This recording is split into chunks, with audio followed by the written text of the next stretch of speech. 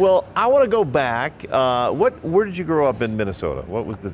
I grew up in Whipple Lake, Minnesota. Okay. So it was right next to a nice big lake, which is really cool. Would freeze over the wintertime, right? Yeah. So that's where. Take me back. Is that where you learned to skate? Yeah. My grandma's house is right on the lake, and so I'd always like go over there, and then you like walk down, and we'd always like skate on the lake because it'd freeze over, which was super cool, and you could see like all the way through. Which is, you can see all like the fish, and it was super cool. How old were you when you were doing this? I feel like I started like, maybe there's a picture of me, have like the buck teeth, like the huge gloves on, like can't bend my knees. I think I was like probably like 6 or 7. Wow. And then there's an outdoor rink at the John Rose Oval, and that's when I feel like started skating. What did you love about skating? Honestly, I just like going fast. I know it's like a very cliche like answer, but like going fast, and it was like fun to do something like outside in the winter, and I really liked my team too. It was kind of just like, I don't know if I can swear on here, but yeah, you can do whatever you want. It was kind of badass. Like just, it was just like super cold. Like we were all just like suffering outside, but it was like fun because it was like, yeah, it was like always snowing and stuff. It was like very like outdoorsy, which was really fun. So outdoorsy, badass. You're having fun, but it takes work to get good to your level, right? Yeah, that's true. I feel like a big thing was like changing from it like being like a fun hobby to like trying to make it like professional. Like that was like a big change for me, like moving out here. Cause do you remember the first like time you dreamed about an Olympic? Did you have an Olympic dream? Was that ever a moment in your life?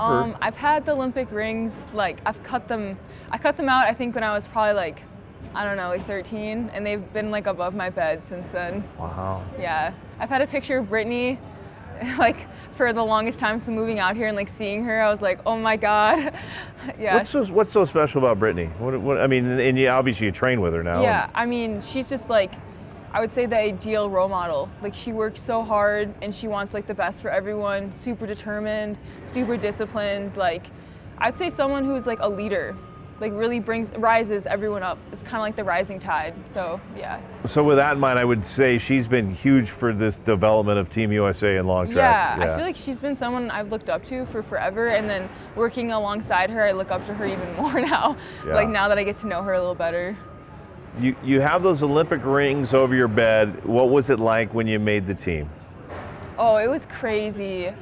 I mean, it's almost been 4 years, and I still don't like really believe it that it happened. So I think it's kind of like a shock. I think this time it's like it will be different. I feel like it will be more like real in my mind. Yeah. What was it like? I mean, and it's going to be different a little bit too with the no crowds, right? Yeah. It was super. It was a really weird experience.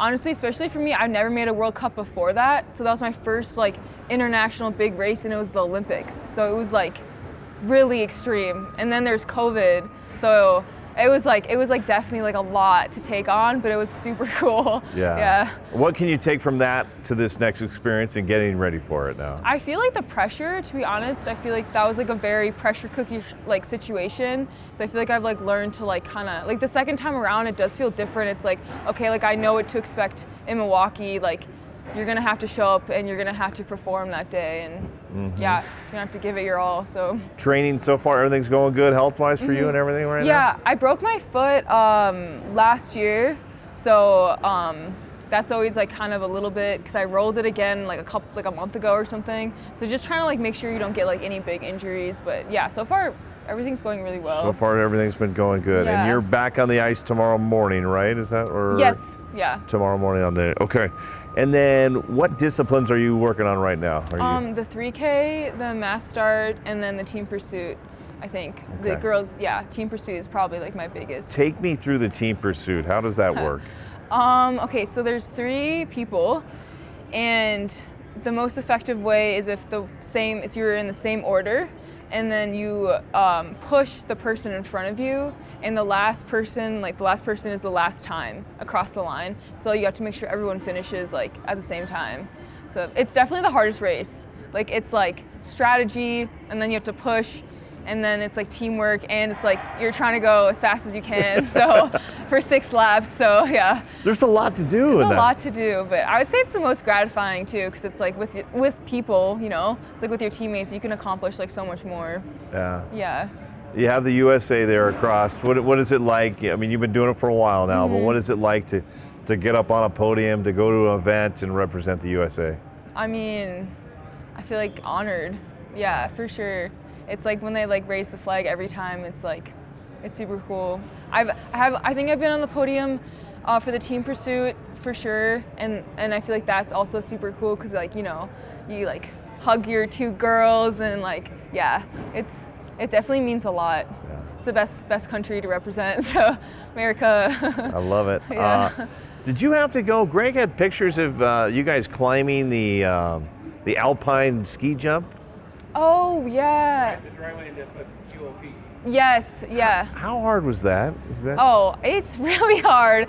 It's also as hard as you make it, right? Okay. So it's like we did it, the last time I did it, it was like you do it 4 times and you try to like see how fast you could do it, so it's like kind of like a time trial. So, but it's honestly really fun. Going down is the worst. Going up is like, okay, going down's worse for me. It's going, yeah. Okay. Yeah, and like you can see through like the steps, and so you're like, oh my god. Yeah. Not easy though. No. But that's what it takes, I guess. Yeah.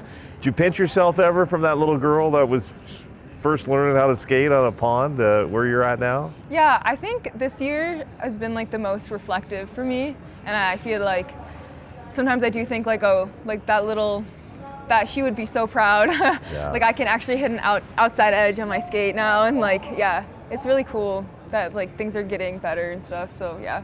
Okay. I'm happy with it. And my last one, you kind of led me to it. I want to hit it up. Outside edge on your skate.